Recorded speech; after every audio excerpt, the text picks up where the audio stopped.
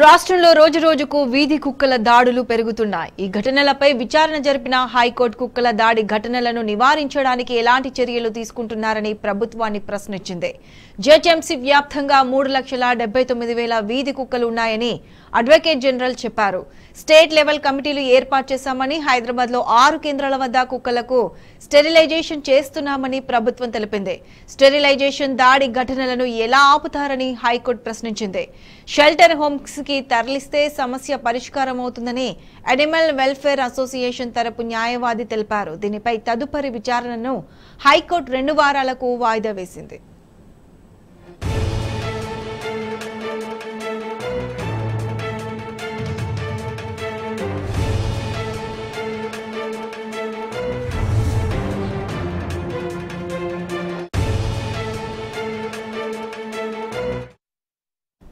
Ready ఇదే అంశానికి సంబంధించి పూర్తి అప్డేట్స్ మా ప్రతినిధి భాస్కర్ అందిస్తారు. భాస్కర్, చెప్పండి, రోజు రోజుకు ఈ వీధి కుక్కలు రెచ్చిపోతున్నాయి. దీనిపై ప్రభుత్వం కూడా ఎలాంటి చర్యలు తీసుకోవట్లేదు. దీనిపై పూర్తి అప్డేట్స్ ఏంటి?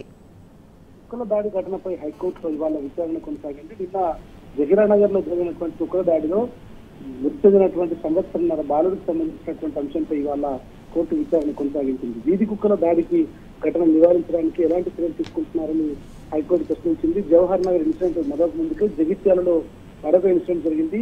అదుల సంఖ్యలో ఈ ఇన్సిడెంట్ జరుగుతుండటంతో దీనిపైన రాష్ట్ర అత్యున్నత న్యాయస్థానం తీవ్రమైనటువంటి పరిస్థితి. ఈ సందర్భంగా జీహెచ్ఎంసీ వ్యాప్తంగా 3.79 లక్షల వీధి కుక్కలు ఉన్నాయని అడ్వకేట్ జనరల్ హైకోర్టుకు విన్నవించారు. కుక్కల దాడి ఘటనలు నివారించేందుకు స్టేట్ లెవెల్ కమిటీలు ఏర్పాటు చేశామని కూడా ప్రభుత్వం చెప్పుకొచ్చింది.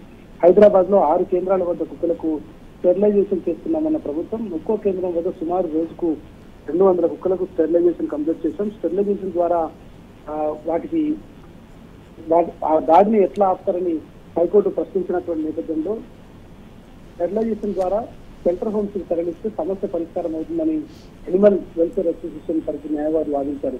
నాగ్పూర్ లో దాదాపు 90,000 కుక్కలకు స్టెరిలైజేషన్ చేసి షెల్టర్ హోమ్ లో పెట్టినట్టు హైకోర్టుకు చెప్పినటువంటి అనిమల్ వెల్ఫేర్ తరఫు న్యాయవాదికి వాదనలు విన్న తర్వాత ప్రభుత్వం ఏర్పాటు చేసినటువంటి కమిటీలతో అనిమల్ వెల్ఫేర్ అసోసియేషన్ సభ్యులు భేటీ అయి పరిష్కారం చూపించాలి. చిన్నపిల్లలకు పెద్ద ఎత్తున ఈ మధ్యకాలంలో ఎటువంటి విషయం జరుగుతున్న నేపథ్యంలో వీధి కుక్కల తరఫున జరుగుతున్నటువంటి దాడుల్లో మనుషులు చనిపోవడం అది చాలా బాధాకరం. ఖచ్చితంగా దీనిపైన ప్రభుత్వం చర్యలు తీసుకోవాలి. ఆ చర్యలు ఏం తీసుకుంటారో తదుపరి విచారణలో మేము వింటామని చెప్పి తదుపరి విచారణను 2 వారాలకు రాష్ట్ర అత్యున్నత న్యాయస్థానం వాయిదా వేసింది. ఈ సందర్భంగా ప్రభుత్వం తీసుకున్నటువంటి చర్యలు ఎట్లా ఉంటాయి, ఇట్లాంటి దాడులు మళ్ళీ పునరావృతం కాకుండా ఎట్లాంటి చర్యలు తీసుకుంటున్నారో 2 వారాల్లో మాకు వివరాలు అందించాలంటూ కూడా హైకోర్టు చెప్పింది. Right Bhaskar, thank you.